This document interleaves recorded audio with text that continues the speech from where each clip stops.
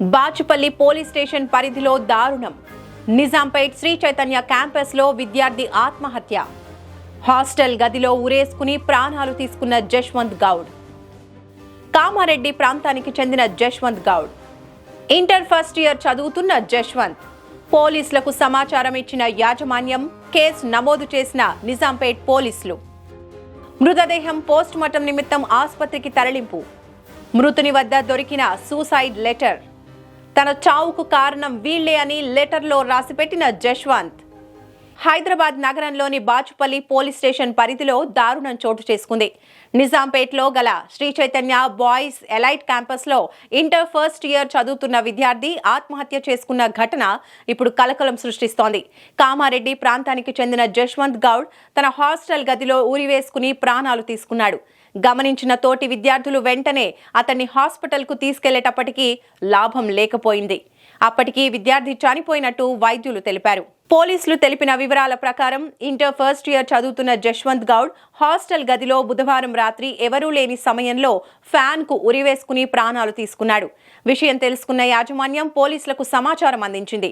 పోలీసులు ఘటనా స్థలానికి చేరుకుని మృతదేహాన్ని పోస్టుమార్టం నిమిత్తం నిజాంపేట్ రోడ్లోని ఆసుపత్రికి తరలించారు.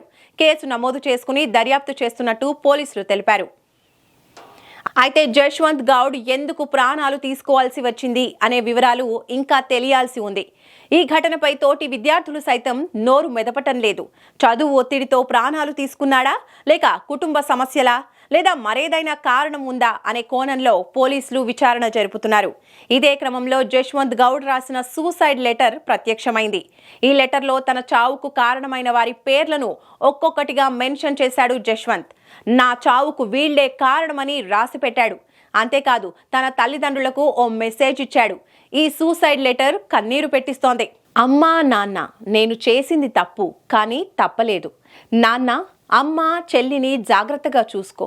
ఇక నాకు బ్రతకాలని లేదు, నాతో కావటం లేదు. నాన్న, ఎలాగో నాతోనే స్టార్ట్ అయ్యాయి మనకి అన్ని కష్టాలు. సో నాతోనే ఈ ప్రాబ్లమ్స్ అన్నీ ఎండ్ అవ్వాలి. అమ్మ, నేను ఎందులో కూడా సక్సెస్ కాలేను, అందుకే నేను ఇలా చేసుకున్నాను. నేను భైరవ స్వామి దగ్గరికి వెళ్తున్నా, కానీ నా ఆత్మ శాంతించదు. నేను ఎప్పుడూ మీతోనే ఉంటా. ఇక చాలు నాన్న మన కష్టాలు. ఎలాగో మన చుట్టాలు అంతా మన ఫ్యామిలీ చావు కోరుకుంటున్నారుగా. సో నేను డిసైడ్ అయ్యాను చనిపోదామని. నా చావుకు కారణం వీళ్ళే. అమ్మా నాన్న, ఐ లవ్ యూ అని రాసిన ఈ సూసైడ్ లెటర్ కన్నీరు తెప్పిస్తోంది. చైతన్య కాలేజీలో రాత్రి 2:30కి విద్యార్థి సూసైడ్ చేసుకోవడం జరిగింది. యాజమాన్యం పొద్దున 5 గంటలకు చనిపోయిందని చెప్పి అబద్ధాలు చెప్పి వాళ్ళ పేరెంట్స్కి ఇప్పటివరకు ఇంటిమేషన్ ఇవ్వలేదు. వాళ్ళ పేరెంట్స్కి వేరే వాళ్ళు ఇవ్వడం వల్ల పేరెంట్స్ రావడం జరిగింది. గాంధీ హాస్పిటల్లో ఉన్నారు.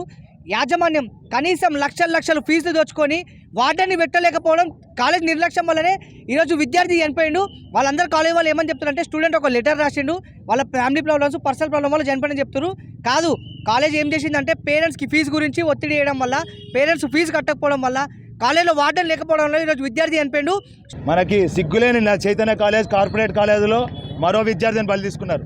కరెక్ట్గా దసరా నుంచి మొదలెడితే నెల రోజుల వ్యవధిలో వరుసగా 4 దుర్ఘటనలు జరిగినాయి. 4 విద్యార్థుల్ని పొట్టను పెట్టుకున్నా కూడా నిర్లక్ష్యంగా విద్యాశాఖ ఏం చేస్తుందని చెప్పి మేము అడుగుతున్నాం. ఈరోజు రాష్ట్రానికి చూస్తే ఒక విద్యాశాఖ మంత్రి కూడా లేకపోవడం ఎంతో సిగ్గుచేటు. ఈరోజు ఎక్కడో కూర్చున్న ఎవరైతే ముఖ్యమంత్రి ఉన్నాడో ఆయన ఏం చేస్తున్నాడు, ఎక్కడున్నాడు, అసలు ఇంటర్మీడియట్ విద్యాధికారులు ఉన్నారా, లేదా మొత్తం కార్పొరేట్ సంస్థలకే మీ ప్రభుత్వం అమ్ముడు పోయిందా? ఈరోజు చూసుకుంటే లోపల విద్యార్థి సూసైడ్ నోట్ రాసిందని చెప్పి మీరు అందరు చెప్తున్నారు. కానీ సూసైడ్ నోట్ రాయడానికి కారణం ఏంది? రాత్రి నిర్లక్ష్యంగా మీరు వ్యవహరించడమే కదా. కేవలం ప్రెస్ చేయడం వల్ల అబ్బాయి బెటర్ స్టూడెంటే, కానీ ఇంత నాకు పిల్లలు కాలేజ్ అన్న ఇట్లా అవుతుంది, మాకు ఎగ్జామ్ పెడుతురు, సార్ వాళ్ళు వచ్చి చెప్తారంట తెలుసా, చదువుతో చనిపోయింది కామన్, ఇట్లాంటివన్నీ కామన్ ఏం కాదు, చచ్చిపోయండి, మీరు వెళ్ళి చదువుకోండి, మీ కెరియర్ చూసుకోండి, అయితే ఉంటే ఇట్లాంటి కామను అని చెప్తారు. పిల్లలు ఏమంటారు, అన్న మాకు టిఫిన్ తినమంటారు, చదువుకోమంటారు, మా వాళ్ళు అవ్వట్లేదు, ఏడుస్తారు పిల్లలు. అయినా కూడా వీళ్ళు పోలీసు వాళ్ళకి మాట్లాడుకొని పొద్దులు వచ్చి లంచాలు తీసుకొని అందరికి ఇచ్చుకొని క్యాంపస్ నడిపించుకుంటున్నారు.